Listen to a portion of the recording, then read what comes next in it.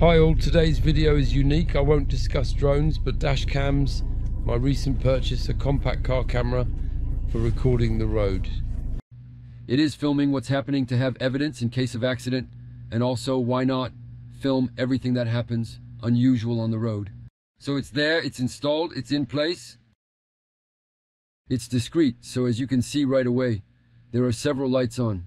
My car is running, so you have the red light flashing, which means the camera is filming. The green light, which means it's connected to the satellite. The GPS is activated. And on the side, the blue light, which means it's connected to Wi-Fi. So there are two cables. The first cable goes to the car's cigarette lighter socket, and the second cable goes to the rear camera. Because yes, it also has a rear camera. As I told you with the Wi-Fi GPS, it films in 4 cases and has a parquet collision mode. It's an optional cable that I think connects directly to the battery to enable parking mode. Basically, the camera is triggered in the event of a collision and films a short sequence 30 seconds beforehand. What am I forgetting? In short, it's really very complete for me. It lacks nothing.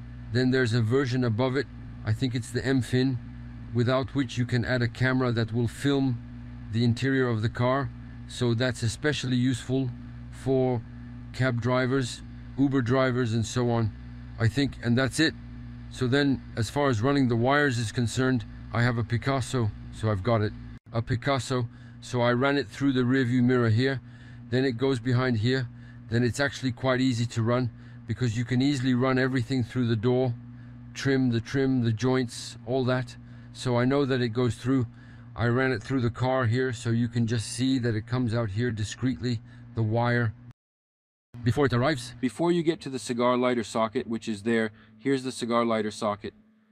So what's nice is that they've put a little USB in there, so it doesn't really lock the cigar lighter. You can always plug in something USB over it. As for the rear camera, I ran the wire through the joint here. I don't know if you'll see it there, but I'm going to take a closer look at the rear camera to film the front and back. So here's a quick presentation of the cameras and the application. The rear camera looks like this. I don't know if it's going to be clearly visible. The only place where you can see the wire is here. But I've gone all the way through the trunk joint. It goes all the way through here. Knowing that I've got a big car, I'll show you what it looks like from the outside.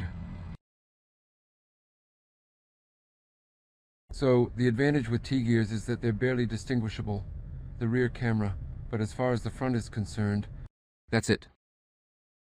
It's super discreet. So this is what the application looks like. So here I am in my car because I've connected to the camera. You can see the camera connected by Wi-Fi here. Just click on real-time video. And it connects to the camera. So here we see that I've set up a view, or I have a return on the front and rear view, which I can change by pressing here. I can set to rear camera only. So we have the date, time, or front, rear, or front only. So as you can see, we have resolution in 4 cases. You can take photos, you've got memory space. So it's simple but very well done. You have so you have to stop recording to access the different modes. So there are different modes. Right now, I'm in video mode. And you can toggle to photo mode. I'll stop the wipers. You can choose the resolution. So it goes from 2920 by 1420 to 3840 by 2160. So from 4K. What else do we have? Obviously, you can access the files stored on the camera's card and activate or deactivate audio recording. So in terms of the files on the card, there are several possible settings. Personally, I've chosen to have it record sequences of around 1 minute. So I'm going to share with you a front and rear camera extract, which I'm going to download for you so you'll have it in good quality. So front camera, download it.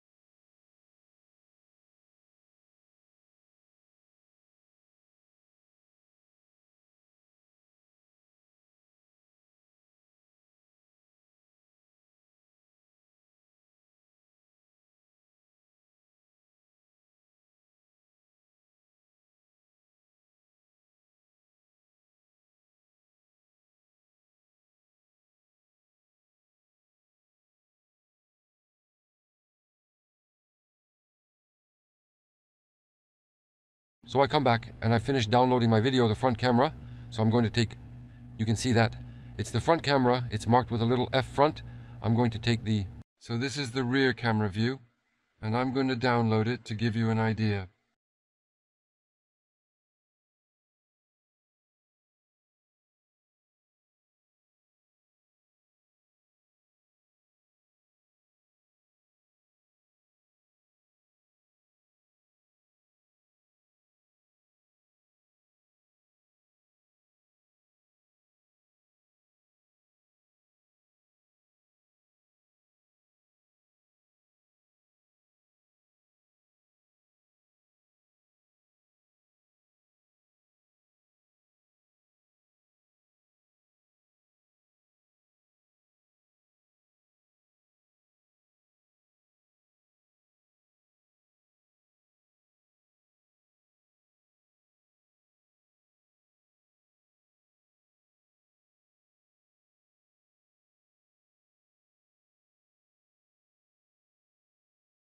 So in terms of settings, you can also lock videos if you like.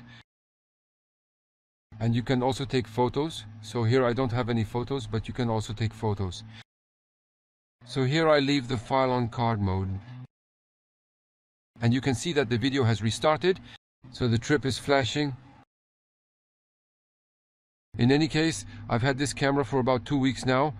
And it's really top notch, it's really good, and it's very easy to set up. So I'm going to go to the settings to show you anyway. So stop! Here are the settings. So here you have the choice of photo resolution, video resolution, loop recording, so that's automatic. Basically, when your memory card is full, the memory card that came with mine, when the memory card is full, it's automatically erased and the new videos take over. That's it, unless you can lock videos so that they don't get deleted.